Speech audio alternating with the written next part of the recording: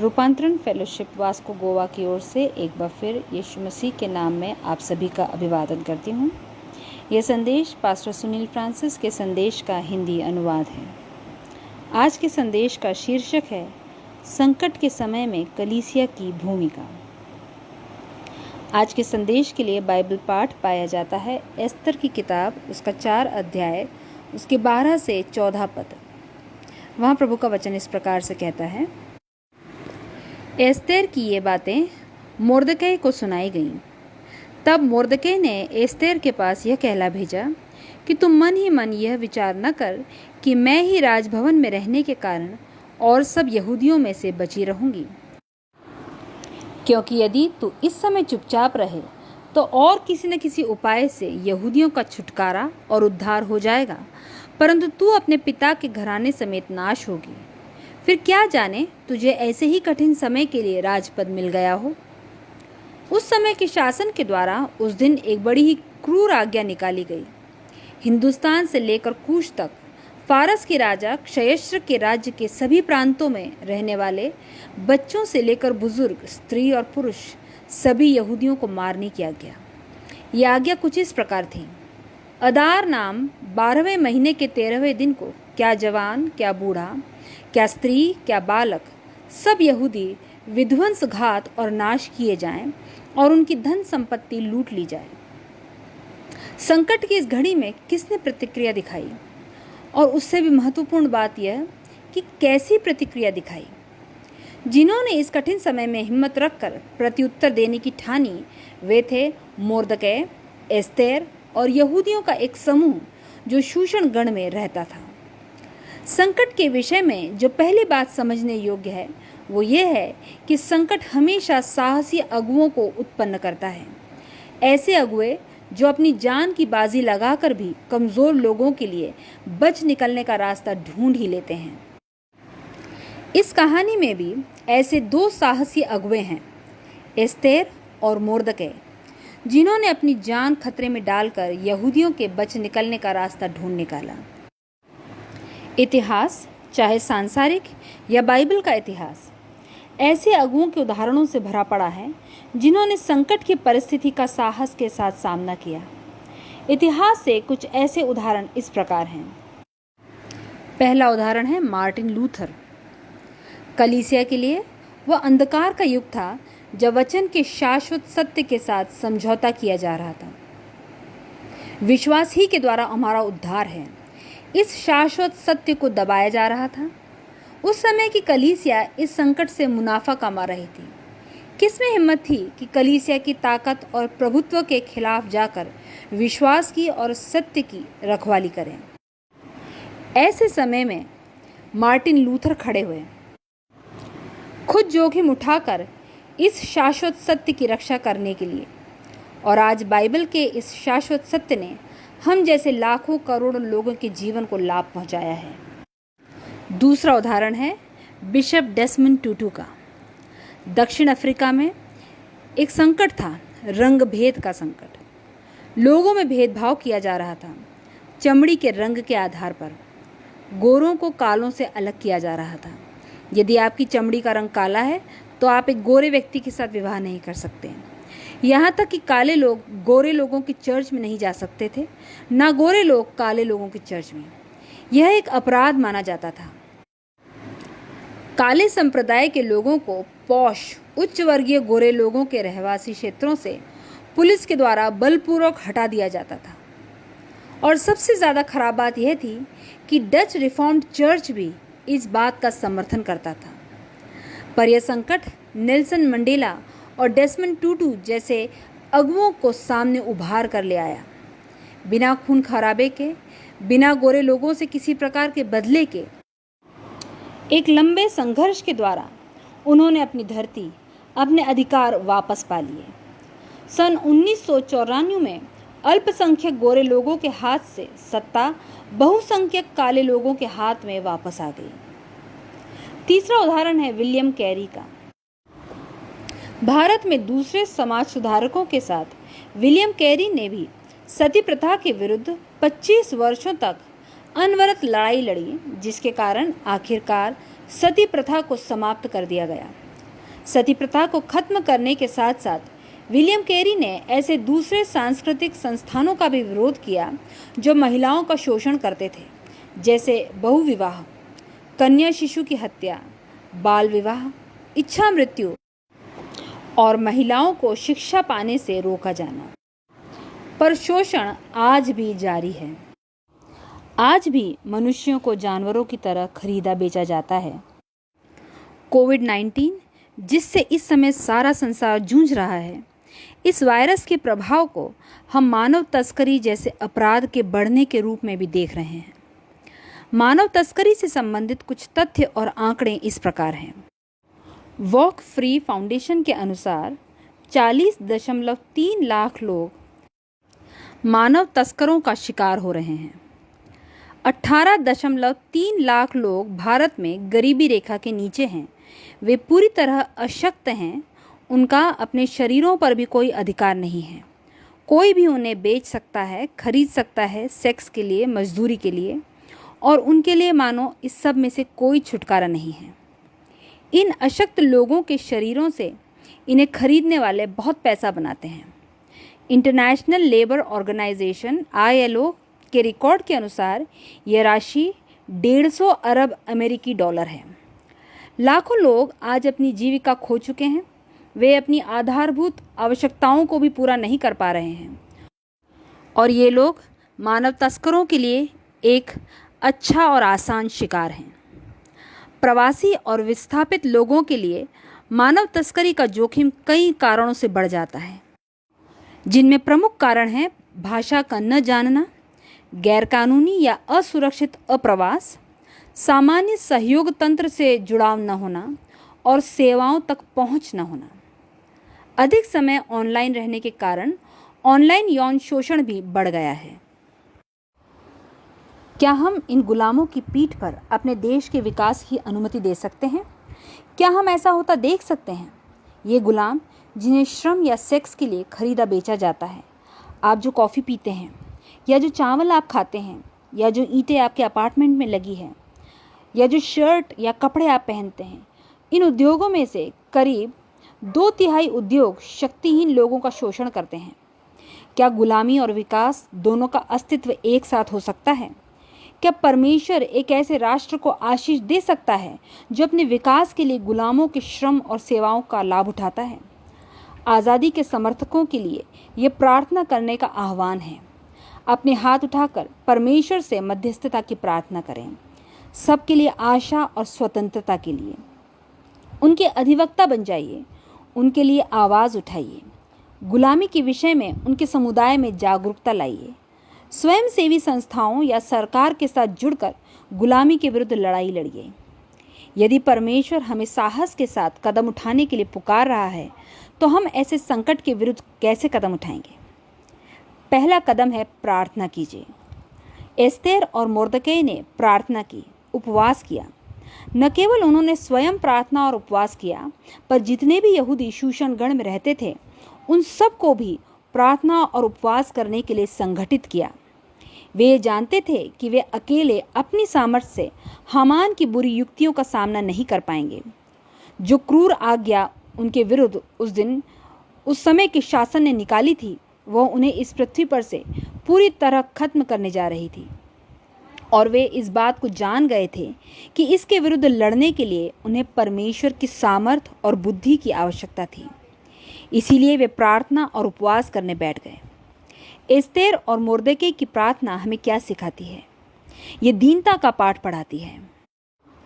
परमेश्वर के सम्मुख आने के लिए बहुत दीनता की आवश्यकता पड़ती है। ये स्वीकार करना पड़ता है कि हमें कोई ताकत या उत्साह या सामर्थ्य नहीं है स्वयं इस लड़ाई को लड़ने की। आपको ध्यान रहे, एस्तेर एक रानी थी, उसके पास सामर्थ्य थी। इस बात को समझने के लिए दीनता की आवश्यकता है कि बिना परमेश्वर पर निर्भर हुए बुराई से लड़ने की हमारी हर कोशिश, बुरे लोगों के बुरे आवेग और बुरी प्रवृत्ति से लड़ने की हमारी हर कोशिश केवल हमें थका देगी। हामान की तरह वे सब कुछ करेंगे जो उनकी सामर्थ्य में होगा ताकि वे इस बुराई को अंजाम दे सकें, क्योंकि उन्हें इससे लाभ प्राप्त होता है। इससे उन्हें दूसरे मनुष्यों पर अधिकार मिलता है और यह उनकी कामुकता को संतुष्ट करता है। मानव तस्करी के पीछे लोगों का एक बहुत बड़ा नेटवर्क काम करता है, जो और लोगों को नियुक्त करता है, उन्हें एक जगह से दूसरी जगह पहुंचाने के लिए, धोखा देकर दूसरों को फंसाने के लिए, जवानों और बच्चों का शोषण करने के लिए। यह बुराई करने के लिए बड़ा ही सुनियोजित ढांचा है। कैसे इस बुराई के ढांचे को ध्वस्त किया जा सकता है? किसी भी संकट की स्थिति से निपटने के लिए पहली चीज़ जिसकी आवश्यकता होती है वो है परमेश्वर पर निर्भरता। परमेश्वर पर निर्भरता कि वो इस बुराई के ढांचे को, इस दुष्टता के ताने बाने को नष्ट करेगा।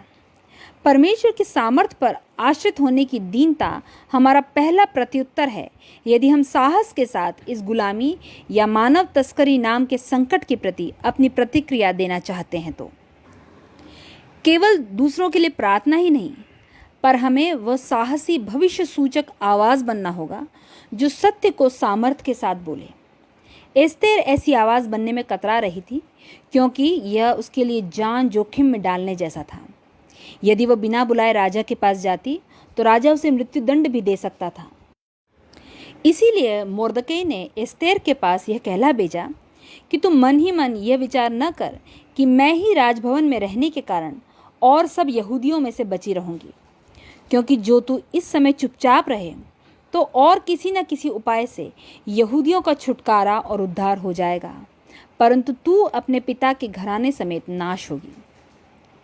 मोर्दकै जानता था कि यह हमारा मानव स्वभाव है कि हम चुप रह जाते हैं, सहायता करने से मुंह मोड़ लेते हैं और केवल अपने ही हित और अपने आप को बचाने के बारे में ही सोचते हैं। पूरे वचन में कहीं भी हम देखें, न्याय कभी भी केवल अपने आप को बचाने का काम नहीं है। ये अलग हटकर अकेले खड़े हो जाना नहीं है। ये वो साहस से भरी भविष्य सूचक आवाज़ है जो सुधार सकती है उस गलत को जो दूसरों को नुकसान पहुंचाता है, ऐसा नुकसान जिसे सुधारा नहीं जा सकता। ये दूसरों के कष्टों को देख पाना, उनकी कराह को सुनना और उनके लिए कुछ करना है। मोर्दकै और एस्तेर ने यहूदियों की पीड़ा को देखा, उनकी कराह को सुना और वे भविष्य सूचक आवाज़ बन गए कि उस गलत फैसले को सुधारें जो समस्त यहूदी जाति को नष्ट करने जा रहा था। वे चुप नहीं रहे।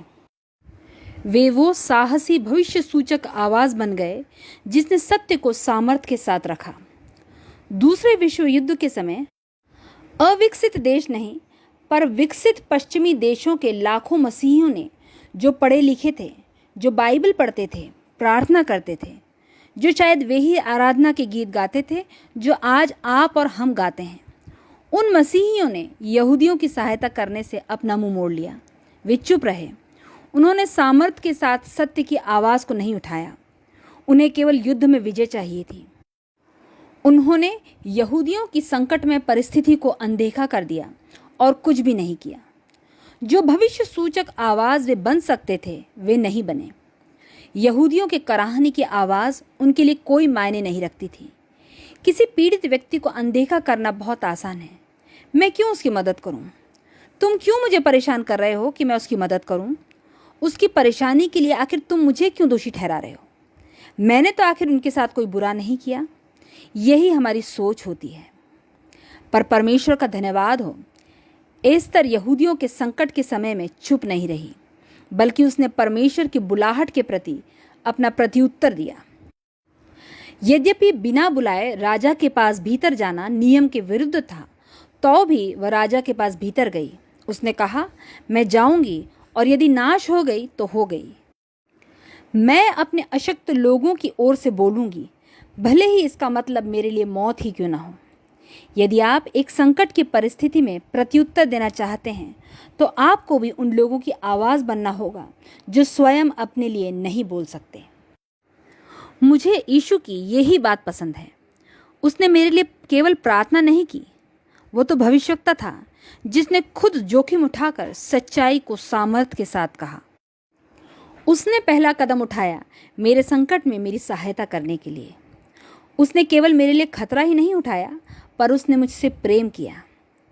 उसने हम में से हर एक से प्रेम किया। संकट में पड़े लोगों से प्रेम प्रदर्शित करने के लिए बहुत हिम्मत की ज़रूरत पड़ती है।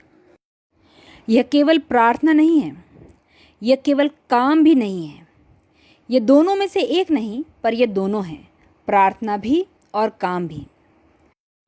प्रार्थना के साथ साथ प्रॉफिटिकली उन लोगों से बोलना जो अपनी ताकत का दुरुपयोग कमज़ोर लोगों का शोषण करने के लिए करते हैं। बच्चों और महिलाओं का व्यावसायिक यौन शोषण या यौन गुलामी मानवाधिकार उल्लंघन का सबसे बुरा रूप है।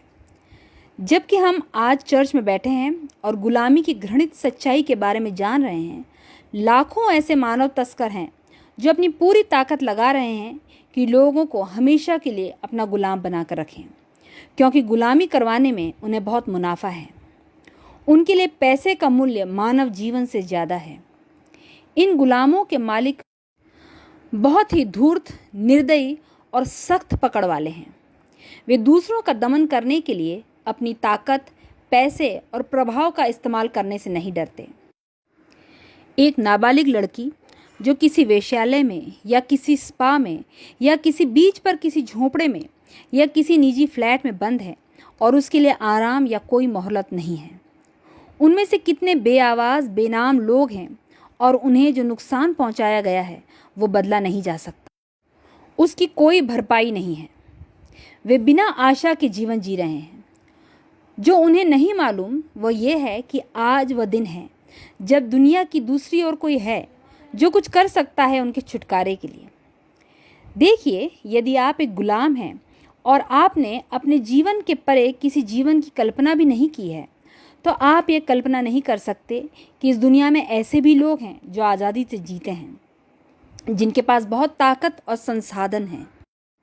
हालांकि यदि वे जानते ऐसे लोग हैं जिनके पास ऐसी ताकत और संसाधन हैं और वे यीशु मसीह के चेले हैं, वो यीशु जिसने अपनी पूरी ताकत और साधन लगा दिए दूसरों को आज़ाद करने के लिए, तो उनके पास आशा रखने के लिए एक कारण होगा।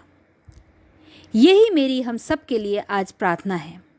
मैं ये नहीं कह रहा हूँ कि आप सब मोर्दकई या एस्तेर या मार्टिन लूथर या विलियम कैरी बन जाएं। आप वो बनिए जो आप हैं, परमेश्वर की संतान। पर क्या मैं आपसे निवेदन कर सकता हूँ कि आप इस चुप रहने की संस्कृति को तोड़ दीजिए और इन बेआवाज़, बेनाम, शोषित बच्चों की आवाज़ बन जाइए। ये बच्चे जो रोज़ हिंसा का शिकार होते हैं। साहसी बनिए और सहयोग दीजिए इस पीढ़ी में इस बुराई को खत्म करने के लिए। ये संभव है कि असंभव? क्यों ना आप खुद इस लड़ाई का हिस्सा बनकर ये जान लें। आइए हम प्रार्थना में अपने सरों को झुकाएं। प्रभु यीशु मसीह, इस वचन के सभी सुनने वालों के लिए और स्वयं के लिए मैं ये प्रार्थना करती हूँ कि प्रभु आप हम में से हर एक को वो साहस दीजिए कि हम कमज़ोर और शोषित लोगों के लिए खड़े हो सकें।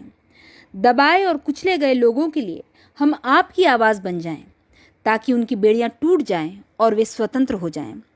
तेरे वचन के अनुसार हम गिरते हुओं को संभालने वाले और बंधनों में जकड़े हुओं को छुटकारे का सुसमाचार सुनाने वाले बन जाएं।